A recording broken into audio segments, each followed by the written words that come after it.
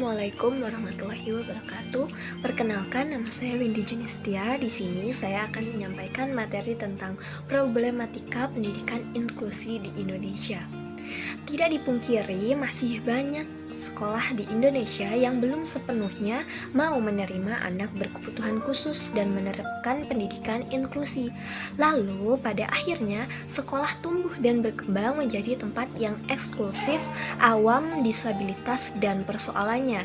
Dengan sendirinya, relasi antara guru, karyawan, dan murid dengan anak berkebutuhan khusus tidak ada. Sehingga pendidikan inklusi tidak tersentuh sama sekali. Selalu banyak kemungkinan menakutkan seperti semakin berjarak ketika muncul pemikiran jika menerima murid anak berkebutuhan khusus dikhawatirkan dapat mengurangi citra dan jumlah muridnya. Pendidikan inklusif sendiri adalah sistem penyelenggaraan pendidikan yang memberikan kesempatan kepada semua peserta didik yang memiliki kelainan dan memiliki potensi dasar atau bakat istimewa untuk mengikuti pendidikan atau pembelajaran dalam satu lingkungan pendidikan secara bersama-sama dengan peserta didik pada umumnya.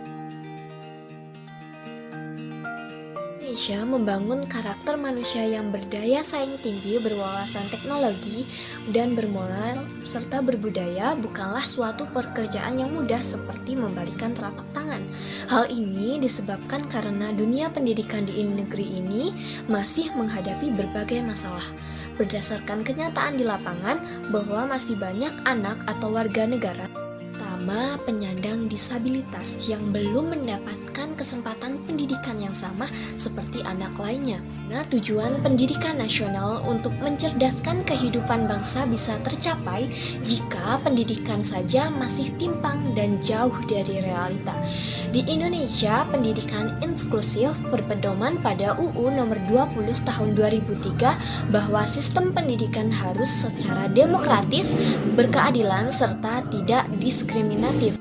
Pada prinsipnya, sekolah inklusi merupakan hasil suatu perubahan yang dapat menguntungkan bagi anak berkebutuhan khusus juga bagi anak pada umumnya. Prinsip paling mendasar dalam pendidikan inklusif adalah bagaimana agar peserta didik dapat belajar bersama, belajar menghargai dan menghormati sesama, mengenal bahwa di lingkungan kita terdapat anak-anak yang mempunyai kelebihan dan kekurangan, baik fisik, intelijensi, dan sosial. Namun, akhir-akhir ini setumpuk masalah muncul dengan kebijakan program pendidikan inklusif yang nyatanya belum siap secara utuh menjadi pendidikan inklusif. Di antaranya, yang pertama, masih jarangnya sekolah yang mau menerima peserta didik dengan hambatan baik fisik, intelijensi, dan sosial. Kedua, beberapa sekolah yang telah memenuhi syarat menjadi sekolah inklusi masih subjektif dengan mementingkan beberapa aspek pandangan saja tanpa kesiapan menyeluruh. Yang ketiga, sangat kurangnya guru yang berlatar belakang S1 pendidikan khusus berkaitan dengan layanan pendidikan bagi ABK. Yang keempat, kurangnya kesadaran masyarakat dengan adanya anggapan bahwa anak-anak berkebutuhan khusus bisa menular. Ini menjadi salah satu jurang pemisah antara ABK dengan anak normal pada umumnya. Lain yang juga mesti jadi perhatian bagi penyelenggara sekolah inklusi adalah penerimaan dan pengakuan warga sekolah terhadap keberadaan guru pembimbing khusus atau GPK.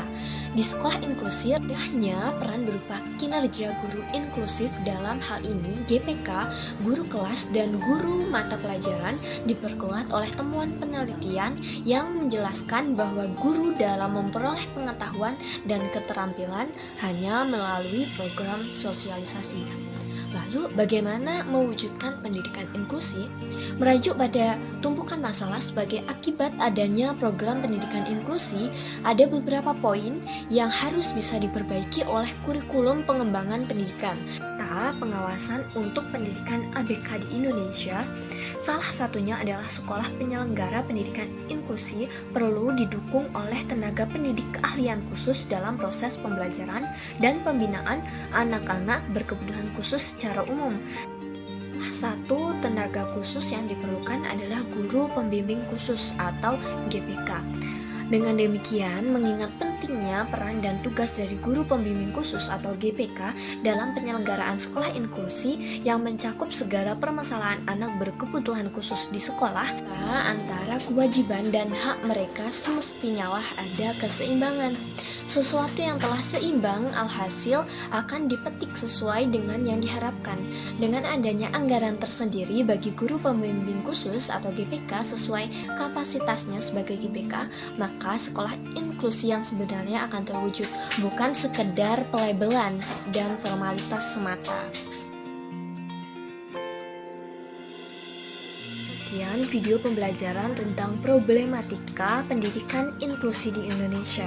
Yang perlu kita ingat adalah penyelenggaraan pendidikan inklusi di Indonesia masih jauh dari sempurna, dan membutuhkan penelitian yang lebih dalam dari berbagai unsur pemerintahan, tenaga ahli dan masyarakat berkaitan dengan peserta didik, kurikulum, SDM, sarana prasarana, pembiayaan dan sebagainya sebagai satu sistem yang terpadu. Sekian, terima kasih. Wassalamualaikum warahmatullahi wabarakatuh.